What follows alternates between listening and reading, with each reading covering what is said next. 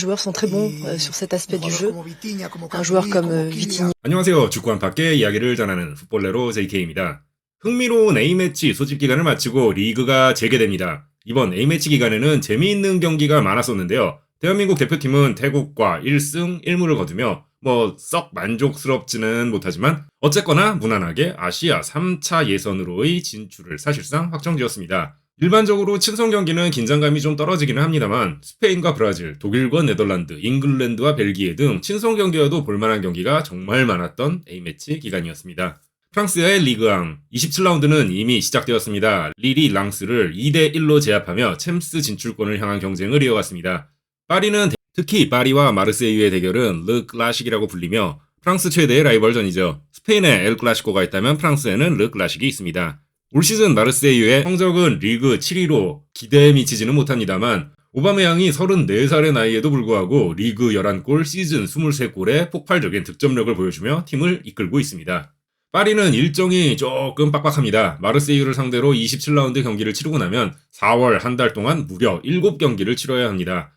리그 우승은 어느 정도 안정권에 접어든 상태이긴 합니다만 컵대회 4강전 그리고 챔피언스 리그 8강전과 같이 중요한 경기들이 포함되어 있습니다. 스쿼드 뎁스를 어느 정도 확보한 파리인 만큼 적절한 체력 안배를 할 것으로 예상은 됩니다만 토너먼트 특성상 한 경기만 삐끗해도 탈락할 수 있기에 팬들의 큰 기대를 안고 있는 입장에서 부담이 클 수밖에 없습니다. 마르세유로의 원정을 앞두고 마지막 훈련을 소화한 파리. 루이스 에니케 감독이 기자회견을 가졌습니다. 기자회견 주요 장면 번역해보았습니다. 함께 보시죠.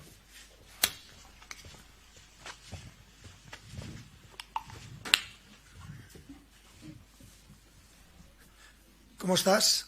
Bueno, me alegro. Gracias.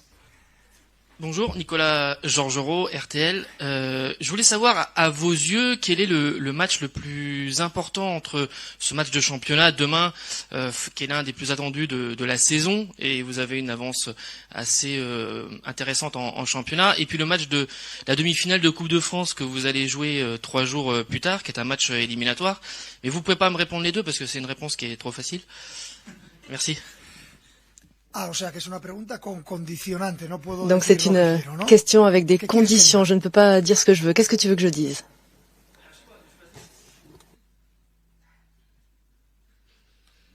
Le seul match qui existe, c'est celui de demain. Marc Méchenois du Parisien. Après Montpellier, il y a une stat qui a été révélée qui explique que le Paris Saint-Germain est l'équipe qui marque le plus de buts en dehors de la surface de réparation dans les 5 grands championnats.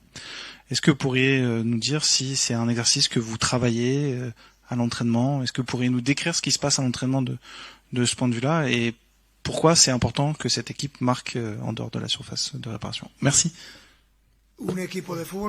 Une équipe de football doit avoir des recours et tirer profit de toutes les caractéristiques qu'elle a. Donc ça dépend du type de match, ça dépend de la défense de l'adversaire. Parfois il vaut mieux faire des centres, centre-tir, tir à distance.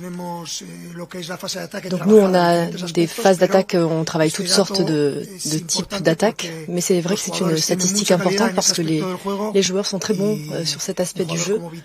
Un joueur comme Vitinha, Kangin Lee, Kylian Mbappé, peut-être Marco Asensio, Kolo Muani, Gonzalo Ramos, ce sont des joueurs qui sont capables de tirer à distance et on n'insiste pas particulièrement là-dessus.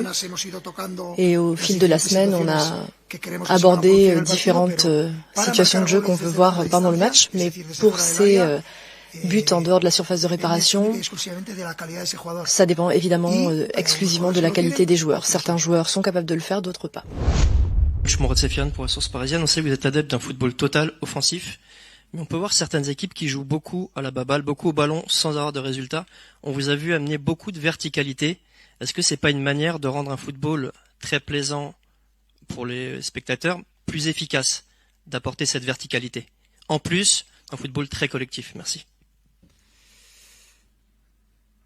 Je ne me souviens pas si c'était lors de la présentation ou pendant l'une des premières conférences de presse, mais j'ai toujours vu le football comme un spectacle, comme si tu allais au théâtre, au cinéma, tu veux voir un bon film.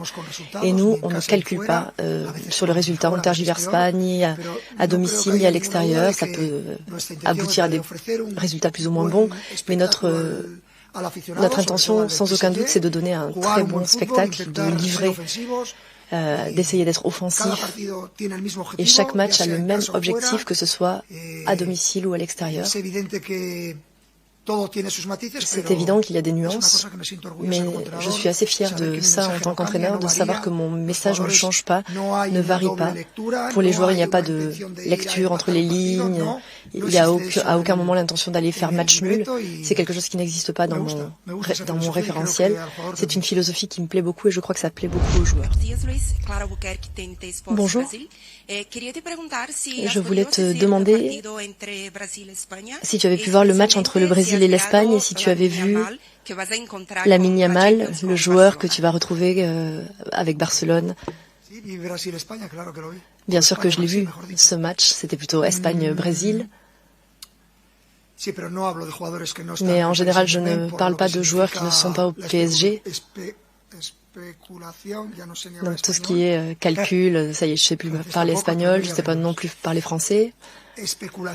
Donc tout ce qui est spéculation. Mais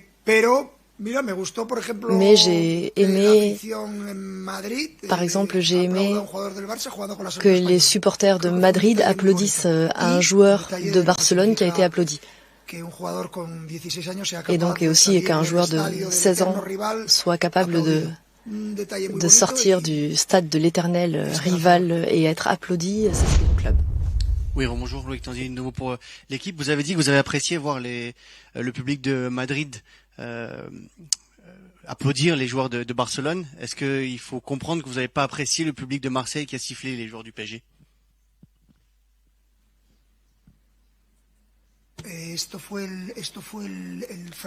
Ça, c'était pour le France-Allemagne. Je l'ai vu. Moi, j'ai vu France-Allemagne. J'ai pas vu le match contre le Chili, mais à chaque fois, je baisse le volume quand je regarde un match, donc j'ai pas entendu tout ça. Je croyais qu'ils avaient applaudi. Muchas gracias. 마르세유와 파리의 리그왕 27라운드 경기는 한국 시간으로 4월 1일 월요일 새벽 3시 45분에 열립니다. 이거 경기 보고 나면 월요일이 만만치 않을 것 같습니다. 어쨌거나 저는 경기 후 영상으로 다시 돌아오겠습니다. 오늘 영상은 여기까지입니다. 시청해주셔서 감사합니다.